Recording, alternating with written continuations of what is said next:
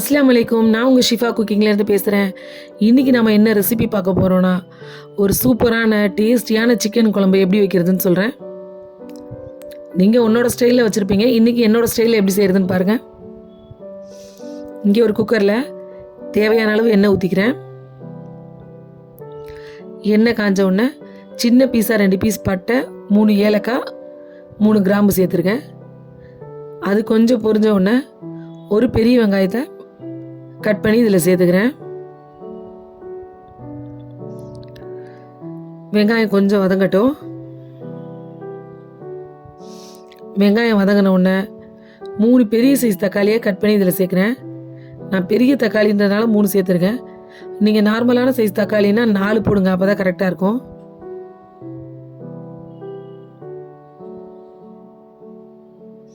தக்காளி நல்லா எண்ணெயிலே வெந்து வரணும். பாருங்கள், தக்காளி எண்ணெயில் நல்லா வெந்துக்கிட்டு இருக்கு. நல்லா வதங்கிருச்சு பாருங்கள்.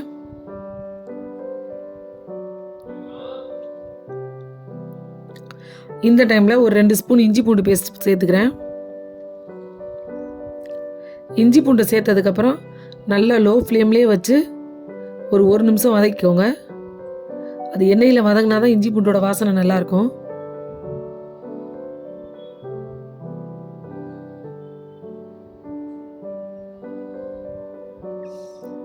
இப்போ புதினா கொத்தமல்லி 2மே சம அளவு எடுத்து கட் பண்ணி வச்சுருக்கேன். அதை இதில் சேர்த்துடுறேன்.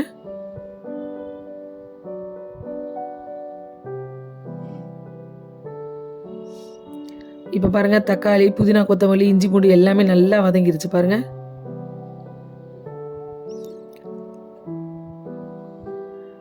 இதில் நான் 1.5 ஸ்பூன் மிளகாத்தூள் சேர்த்துருக்கேன். மிளகாத்தூளை சேர்த்துட்டு ஒரு கிண்டின உடனே நம்ம இங்கே கழுவி வச்சுருக்கோம் இல்லையா சிக்கனை, அதை இதில் சேர்க்க போகிறேன். நான் 1 கிலோ சிக்கன் கழுவி எடுத்து வச்சுருக்கேன்.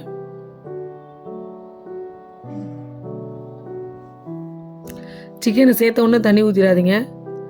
அந்த எண்ணெயிலே நல்லா ஒரு கிண்டி விடுங்க.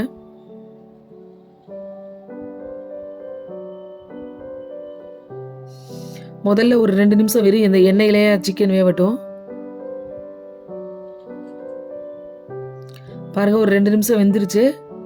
இப்போ அந்த சிக்கன் மூழ்கிற அளவுக்கு தண்ணி ஊற்றிக்கோங்க.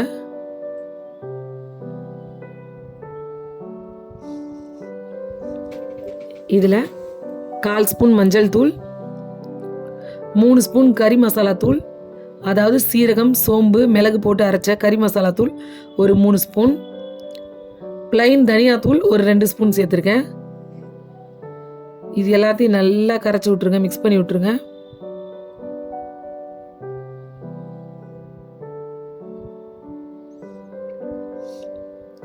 இதோட 2 பச்சை மிளகாய் உடச்சி இதில் சேர்த்துருக்கேன். அதோட தேவையான அளவு உப்பு சேர்த்துருக்கேன். நான் உப்பு சேர்த்தது வீடியோவில் கட் ஆயிடுச்சு. இப்போ கலந்து விட்டுட்டு குக்கரை மூடி போட்டு மூடிடுறேன். கரெக்டாக 1 விசில் வச்சா போதும். இது வெள்ளை கோழிங்கிறனால கொஞ்சம் சீக்கிரமாகவே வெந்துடும். இதோட தேங்காவை மேலே இருக்கும் இல்லையா தோல், அதை கட் பண்ணிவிட்டு இந்த மாதிரி நறுக்கி வச்சுருக்கேன். அதாவது அரை மூடி தேங்காயிலையும் பாதி மூடி எடுத்துருக்கேன். இது கூட ஒரு 12லேருந்து 15 பல்லு முந்திரி எடுத்துக்கோங்க. இது 2யும் மிக்சியில் போட்டு நல்ல ஒரு நைஸான பேஸ்ட்டாக அரைச்சிக்கோங்க. இப்போ இங்கே குக்கர் விசில் வந்துருச்சு. இதை திறந்து பார்க்கலாம். பார்த்தீங்களா எவ்வளோ அழகாக எண்ணெய் விட்டு வெந்திருக்குன்னு. நம்ம 1 விசில்லே உடனே திறந்துட்டனால இது ஒரு 3/4 வேக்காடு தான் வெந்திருக்கும் சிக்கனு. இப்போ நம்ம அரைச்சி வச்சுருக்கோம் இல்லையா முந்திரி தேங்காய் பேஸ்ட்டு, அதை ஊற்றி நம்ம கொஞ்சம் நேரம் கொதிக்க விட போகிறோம். பார்த்தீங்களா, நல்லா நைஸாக அரைச்சி வச்சுருக்கேன். இப்போ அரைச்சி வச்சுருக்க இந்த முந்திரி தேங்காய் பேஸ்ட்டு இதில் சேர்த்துடலாம்.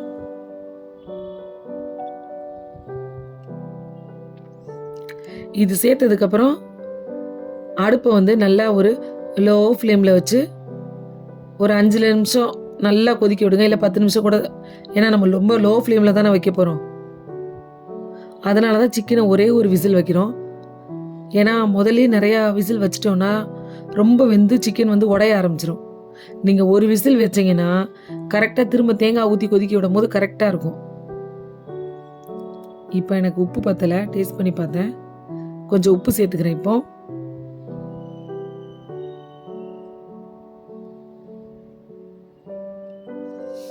இப்போ ஒரு மூடியை போட்டு மூடி நல்லா ஒரு 5 நிமிஷம் வைக்கிறேன். எப்போவுமே லாஸ்ட்டில் ஆஃப் பண்ணுறதுக்கு முன்னாடி மூடும் போது ஃபுல்லாக மூடாமல் ஒரு அரை மூடியாக வச்சிங்கன்னா அது நல்லா மேலே எண்ணெய் படர்ந்து வரும். பாருங்கள், இந்த மாதிரி கொஞ்சம் நீம்பல் விட்டு வைங்க.